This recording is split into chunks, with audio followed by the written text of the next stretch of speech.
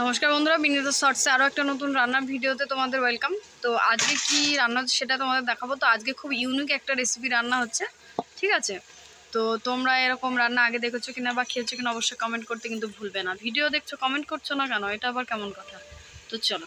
তো বন্ধুরা আজকে এইটা রান্না হবে। এই যে দেখতে পাচ্ছ এইরকম, ভালো করে এবার তোমাদেরকে দেখায়। এই যে এখানে কিছু গোটা বেগুন আমি কেটে নিয়েছি এইভাবে, ঠিক আছে? এই যে পাতলা, ভেতরে অনেকগুলো পিস করে নিয়েছি, ঠিক আছে? তো আজকে আমাদের রান্না হচ্ছে গোটা বেগুনের, আমরা তো এগুলোকে গোটা বেগুনের খাসি বলি, ঠিক আছে? তো এটাই রান্না হবে। তো দেখো এই যে এখানে মা এই সাইজের আলুও দেবে কটা, আর কীভাবে এটা রান্না হচ্ছে তোমাদের সাথে শেয়ার করব। তো চলো এবার এই বেগুনটা রান্না করতে গেলে কী কী মশলা ব্যবহার করবে সেটাই মা এখানটাতে তোমাদেরকে দেখিয়ে দেবে। তো চলো। তো প্রথমে এখানে মা দিয়ে দিল পরিমাণ মতো জিরা, আর দিল পরিমাণ মতো ধইনি, আর এখানে যেগুলো কুটে রেখেছে সেগুলো এবার দেবে। দেখো এখানটাতে দেবে হচ্ছে পরিমাণ মতো কিছুটা আদা, তো মোটামুটি ওই 2 থেকে 3 ইঞ্চি মতো আদা, আর কয়েক কোয়া রসুন দেবে, আর দুটো ছোটো ছোটো পেঁয়াজ কুচি করে দিয়েছে, আর একটা টমেটো, আর ঝালের জন্য কি, আর শুকনো লঙ্কা, ঝালের জন্য শুকনো লঙ্কার গুঁড়ো। তো এটা খুব মিহি করে পেস্ট করবে। তো আজকে তো মিক্সারেই বাটনা হবে, আজকে আর শিলে বাটনাটা হবে না। তো কি কি বাটনা হবে সেটা তো তোমাদেরকে দেখানোই গেল। তো চলো, এই যে দেখো আমার মিক্সার করা কমপ্লিট হয়ে গেছে। এই যে খুব সুন্দর করে মিহি করে পেস্ট করে নিয়েছি। বন্ধুরা এখানে মা দুটো মিডিয়াম সাইজের পেঁয়াজ কেটে নিয়েছে, আর এখানে নিয়েছে গোটা 5 লঙ্কা, আর একটা পেঁয়াজ তো পেস্টে দিয়েছি, সেটা তোমরা দেখেছোই। তো এবার দেখো কি করছে মা। তো বন্ধুরা এখানে প্রথমেই মা বেগুনগুলো সব দিয়ে দিল, সাথে আলুগুলোও দিয়ে দিচ্ছে, ঠিক আছে? তো একবার প্রসেসটা দেখো জাস্ট রান্নার। এবার দিয়ে দেবে পেঁয়াজ আর কাঁচা লঙ্কাটা,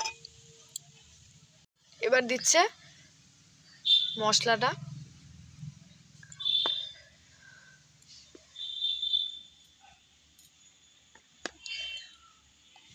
এবার দিয়ে দিচ্ছে পরিমাণ মতো হলুদ,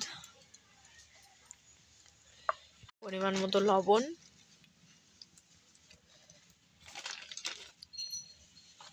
ঝালের জন্য এখানে ব্যবহার করছে সানরাইজের কি বলে হচ্ছে লঙ্কা গুঁড়ো, দিয়ে দিচ্ছে যেখানে সরষের তেল বেশ পরিমাণ মতো, একটু জল, এবার এটা নাড়িয়েছে। এবার কড়াই এখানে আঁকায় বসিয়ে দিল। মা এবার মশলাটা ভালোভাবে ম্যারিনেট করে নিচ্ছে। তেল লাগে বেশি, আর এই তরকারিটাতে একটু তেলের পরিমাণটা সবসময় বেশি লাগে, ঠিক আছে? এবার এটাকে ভালোভাবে ম্যারিনেট করে নিয়ে মা এটা কিছুক্ষণের জন্য ঢাকা দেবে, তারপরে তোমাদের সাথে আবার আসছি। তো বন্ধুরা দেখো এখানটাতে মা এবার এটা আরও একবার ঢাকা দেওয়া থেকে তুলে নিয়ে আবার নেড়ে দিচ্ছে। তো এত সুন্দর একটা মশলা থেকে গন্ধ বেরিয়েছে না, তো তোমাদেরকে কি বলবো। তো এটা রান্না করে খাবে, এটাকে মাংসর থেকেও বেশি টেস্ট লাগবে, বুঝতে পেরেছো? মাংসর থেকেও বেশি স্বাদ হবে। তো বন্ধুরা এখানে যে জলটা দিয়েছে হালকা, তো সেই জলটা দিয়ে এই রান্নাটা কিন্তু মানে কষানোটা খুব সুন্দরভাবে হয়ে যাবে, পুরো মাংসর মতো খেতে লাগবে। তো তোমরা অবশ্যই বাড়িতে একবার ট্রাই করে দেখবে, আমাদের তো খুবই ভালো লাগে, ঠিক আছে? গরম গরম ভাত দিয়ে তো খুব সুন্দর লাগবে গোটা গোটা বেগুন খেতে। তো তোমরা অবশ্যই বাড়িতে একবার ট্রাই করো, ঠিক আছে? তো বন্ধুরা দেখো এখানটাতে কতটা সুন্দর লাগছে মশলাটা দেখতে, আর মশলাটা সম্পূর্ণটা বেগুন আর আলুর গায়ে সম্পূর্ণটাও একদম পুরো মেল্ট হয়ে যাচ্ছে। তো বন্ধুরা এখানটাতে দেখো খুব সুন্দরভাবে কষানো হয়ে গেছে, আর মশলাটাও দেখতে খুব সুন্দর হয়েছে। তো মশলা থেকে তেলও ছেড়ে দিয়েছে। তো এবার জল দিয়ে দেবে মা পরিমাণ মতো, ঠিক আছে? তো পরিমাণ মতো মা এখানে জল দিয়ে দিচ্ছে। বেগুনটা তো একটু সিদ্ধ হবে ভালোভাবে।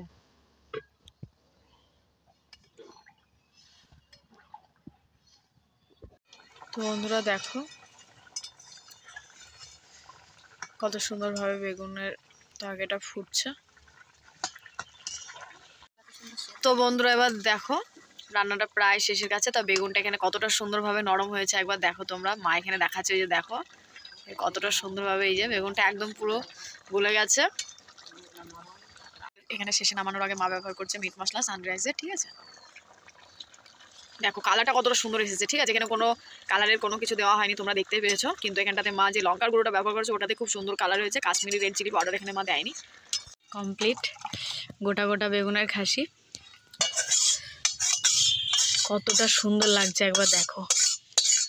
তো বন্ধুরা আজকের রান্নাটা তোমাদের কেমন লাগলো অবশ্যই কমেন্ট বক্সে কমেন্ট করতে ভুলবে না। তো তোমরা অবশ্যই বাড়িতে একবার ট্রাই করে দেখবে যে কতটা ভালো লাগে। তো চলো দেখা হচ্ছে নতুন কোনো আরও একটা সুন্দর রান্নার ভিডিওতে।